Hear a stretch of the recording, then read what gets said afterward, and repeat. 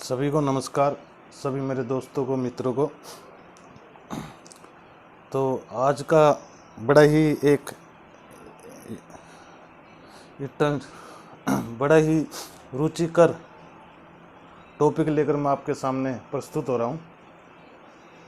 आज इस टॉपिक में हम शिक्षा के ऊपर कुछ बातें करेंगे, कुछ चर्चा करेंगे। तो जैसे कि ये टॉपिक मैंने लिखा है कि शिक्षा की भूमिका क्या है, तो हर मानव संतान किसी न किसी शिक्षा के क्रम से गुजरता ही है।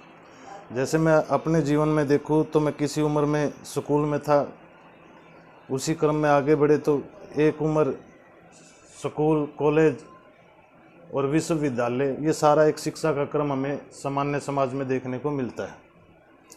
तो इसकी भूमिका क्या है, प्रयोजन क्या है, उसकी तरफ थोड़ा सा हम ध्यान दिलाने का प्रयास कर रहे हैं कि शिक्षा की भूमिका मानव में निश्चित मानवीय आचरण से जीने की योग्यता विकसित करना है।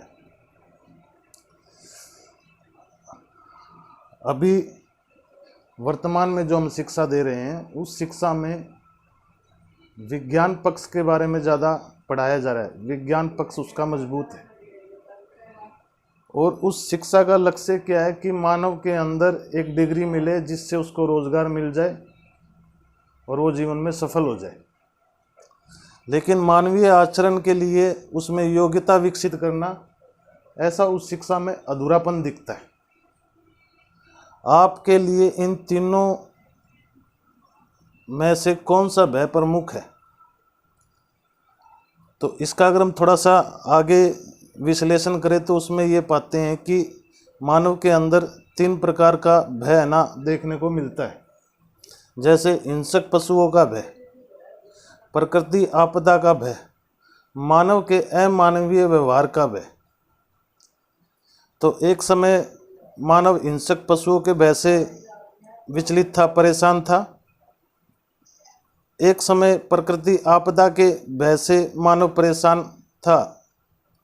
तो आज के समय देखें तो इन दोनों भय का जो है कम होने को देखने को मिलता है, क्योंकि आज के समय में मानव ने इन चीज़ों से बचने के लिए अच्छी अपने जीने की व्यवस्था को बना लिया है। लेकिन ये जो तीसरा नंबर का भय है, जो मानव के अंदर अमानवीय व्यवहार का भय है, ये अगर मानव में देखें तो ये मानव के अंदर बढ़ता हुआ देखने के लिए मिलता है। साथ ही हम इस बात की तरफ भी ध्यान दें, जैसे जैसे साक्षरता बढ़ रही है वैसे वैसे मानव का अमानवीय व्यवहार भी बढ़ रहा है। तो शिक्षा के अंदर हम व्यक्ति को नौकरी के लिए या व्यवसाय के लिए हम तैयार कर पा रहे हैं, लेकिन शिक्षा के अंदर संस्कार की कमी है। अगर मानव में संस्कार नहीं होगा तो वो मानवीय आचरण के साथ, मानवीय व्यवहार के साथ जी नहीं पाएगा। और शिक्षा की उपलब्धि और प्रयोजन भी यही है कि मानव के अंदर मानवीय आचरण से जीने की योग्यता विकसित कर दे। तो सुविधा के पक्ष के साथ साथ मानव में, मानव के साथ, समाज के साथ, प्रकृति के साथ जीने का एक आचरण भी विकसित करे जो मानवीय हो, ना कि अमानवीय व्यवहार हो।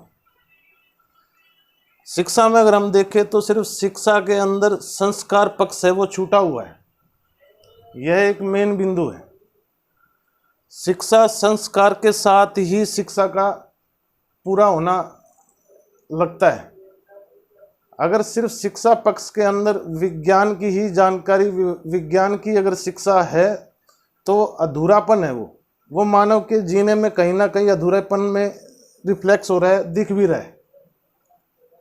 तो मेन बिंदु इसके अंदर जो ध्यान दिलाने का मैं प्रयास कर रहा हूँ वो यही प्रयास कर रहा हूँ कि जो शिक्षा के अंदर है, शिक्षा के साथ संस्कार का जो पहलू है वो शिक्षा के अंदर छूटा हुआ है, वो एक अधूरापन है।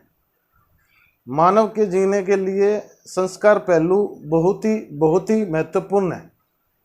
आज के समय में अगर हम बच्चों के अंदर देखेंगे तो माँ बापों की यही, माता पिता या पेरेंट्स लोगों की यही शिकायत देखने में मिलती है कि बच्चे मानते नहीं है, बच्चे सुनते नहीं हैं।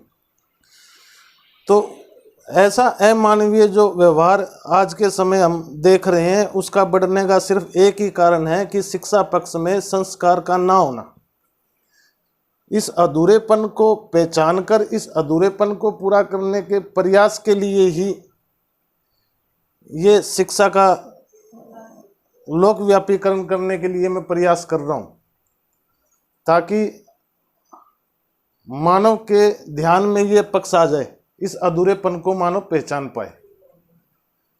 मैं ज़्यादा पढ़ा लिखा भी नहीं हूँ, मुझे लिखने का भी ज़्यादा अभ्यास नहीं है और ना ही मुझको ज़्यादा बोलने का अभ्यास है, लेकिन मैं फिर भी ये जो प्रयास कर रहा हूँ वो प्रयास सिर्फ केवल और केवल इसलिए कर रहा हूँ कि ये कुछ ऐसे बिंदु है जो बड़े महत्वपूर्ण हैं, जो मुझको तो अपने जीवन में महत्वपूर्ण लगे ही, और साथ के साथ मेरे को ये लगता है कि औरों के लिए भी महत्वपूर्ण है।